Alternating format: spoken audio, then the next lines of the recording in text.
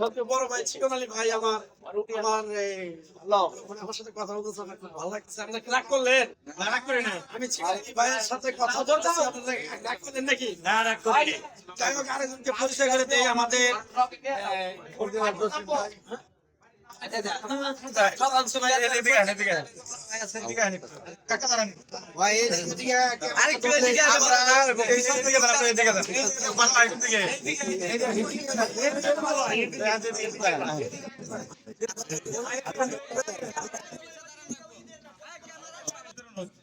আমরা যখন এইটা পূর্ণাঙ্গ কমিটি ঘোষণা করবো, ইনশাল্লাহ আমাদের এখানে একজন মন্ত্রী, প্রতিমন্ত্রী, এমপি এই মর্যাদার লোকজন থাকবে।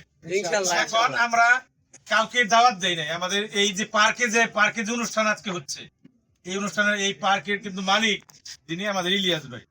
এই ইলিয়াস ভাই একটু সংক্ষেপে শুভেচ্ছা বিনিময় করেন। আপনি বলেন, শুভেচ্ছা বিনিময় করেন।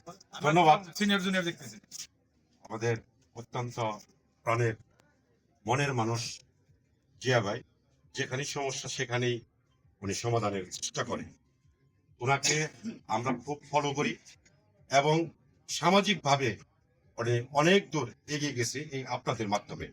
তবে আমার এই মেয়ে শিশু পার্কে আপনারা আসছেন, এর জন্য আমি মেয়ে শিশু পার্কের পক্ষ থেকে আপনাদেরকে ধন্যবাদ জানাই। আর আপনাদেরকে দেখে আমার এত ভালো লাগতেছে, আপনারা সমাজের বিভিন্ন সমস্যাগুলো তুলে ধরেন।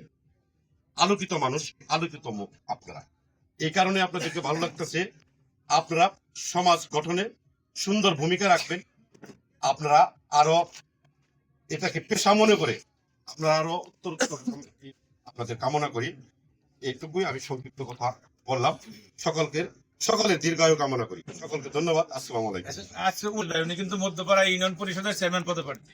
এলো এক, তার ব্যক্তি আজকে আপনারা দাঁত খাইতেছেন, এরা খাওয়াইতেছে, এটা পরের কথা। এবং আর একজন চেয়ারম্যান প্রার্থী আছে, একটু আগে আমার ফোন দিছে, উনি হলো এই ইউনিয়নের বিএনপির আহ্বায়ক আলম ভাই, পুরা নাম হলো শফিকুল ইসলাম আলম অ্যাডভোকেট। উনি একদিন আপনাদের সবাইকে দাওয়াত খাওয়াইবো, এটা আমিন কোন আপনারা আমার দাওয়াত দিচ্ছেন।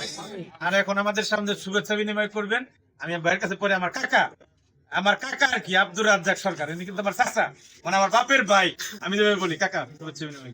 ধন্যবাদ জিয়া হাসানকে অত্যন্ত সুন্দরভাবে যে এটা মানে সমাজের বিভিন্ন অন্যায়, যে অন্যায় অত্যাচার, নির্যাতিত, নিপীড়িত সেখানে জিয়া হাসান সহ এবং যারা আপনারা আছেন সেখানে ছুটে যান।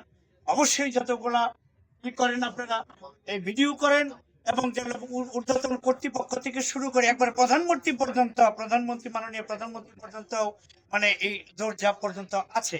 তা আমি আশা করি আজকে যে সংগঠনটা এখানে হচ্ছে, আমি আশা করি অদূর ভবিষ্যতে এইটাই হবে গাজীপুরের সর্বশ্রেষ্ঠ একটা সংগঠন।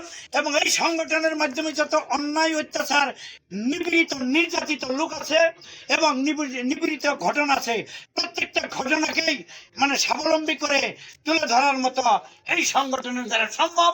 আমি আশা করি অদূর ভবিষ্যতে ওইটাই থাকবে। এবং আর বিশেষ কিছু না বলে এ পর্যন্ত আমি শেষ করলাম। খোদা হাফেজ। এখন আমার পারিবারিক